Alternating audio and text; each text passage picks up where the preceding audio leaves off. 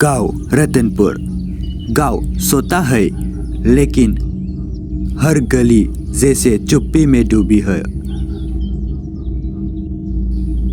राजस्थान की सीमा से लगे इस छोटे से गांव रतनपुर में एक कुआं है जो बरसों से पानी से भरा है, पर कोई उसका पानी नहीं पीता। कहते हैं इस कुएं से पानी पीने वाले जिंदा रहकर भी जिंदा नहीं रहता। हर घर मिट्टी से बना है। हर घर के सामने चौपाल पर कुछ लोग बैठे हैं, लेकिन किसी की भी नजर अपने सामने नहीं। सबकी आंखें एक ही दिशा में टिकी है। वो सब एक कुएं की तरफ देख रहे हैं। एक बुजुर्ग आदमी अपने घर के सामने बैठा है। बच्चा जब एक दिशा की ओर जा रहे थे तो उसने बच्चा को आवाज लगाया, ओ सोरे सुन, उधर मत जाना, कुएं के पास। बच्चा शरारत से हंसते हुए, क्यों दादी, वहाँ भूत है क्या? बुजुर्ग गहरी सांस लेते हुए, भूत से भी डर अपना प्यास, बस मत जाना। दूर से एक बस आती हुई दिखाई देती है। 28 साल का अर्जुन नीचे उतरता है। कंधे पर कैमरा बैग और हाथों पर पानी की एक बोतल। अर्जुन शहर से आया हुआ एक फिल्म मेकर है। उसे यहाँ के लोग किस्से और रहस्य रिकॉर्ड करने आए हैं, लेकिन जो वो कैमरे में कैद करने आया था उससे कहीं ज़्यादा कैद वो खुद होने वाला था। अर्जुन चारों तरफ देखता है। गांव में अजीब सी खामोशी। कोई बच्चा बाहर नहीं खेल रहा और ज्यादा लोग भी दिखाई नहीं दे रहा है। सिर्फ लोग जो जल्दी जल्दी घरों में घुस रहे हैं, जैसे किसी अनदेखी चीज से बचना चाहते हैं। गांव के बीचों बीच एक पुराना पत्थर का कुआं है। चारों तरफ टूटी फूटी लोहे के रेलिंग, कुछ हिस्सों में जंग लगी हुई। अर्जुन पास आकर उस कुएं को देखने लगता है। फिर वो गांव को देखने के लिए निकल जाता है।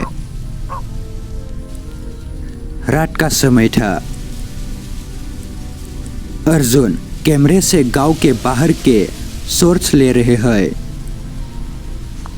आसमान में बादल, हवा में ठंडक।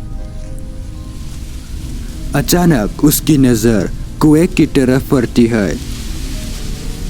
वह सफेद साड़ी पहने एक महिला खड़ी है।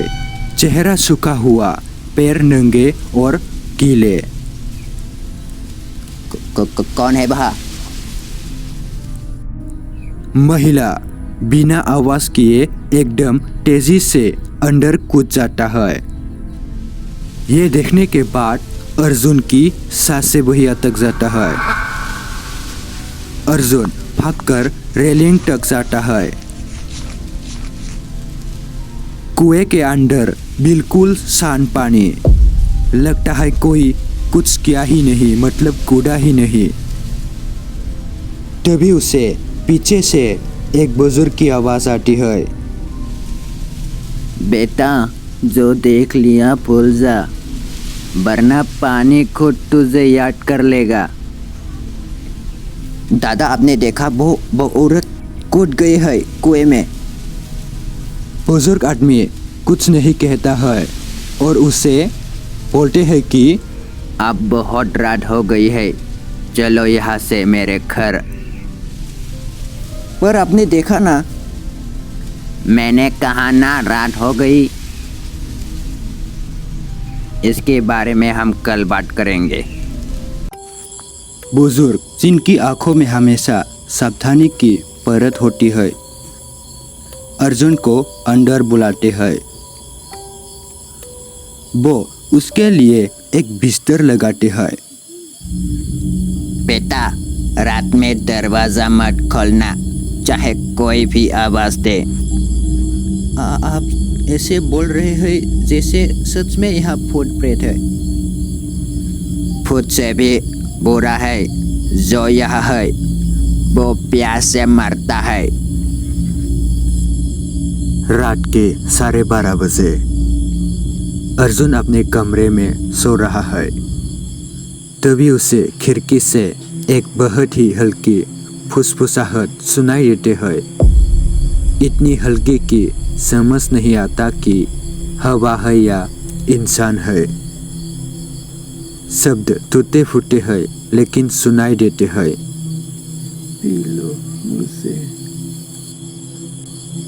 वो खिड़की के करीब जाता है। उसे बाहर कुछ भी दिखाई नहीं देता है।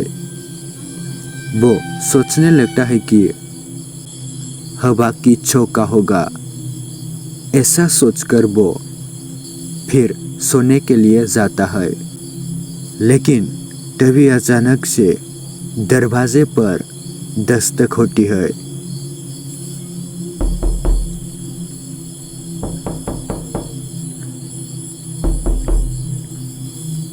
अर्जुन की रोंगटे खड़े हो जाता है। अर्जुन कांपते हाथों से दरवाजे की तरफ बढ़ता है।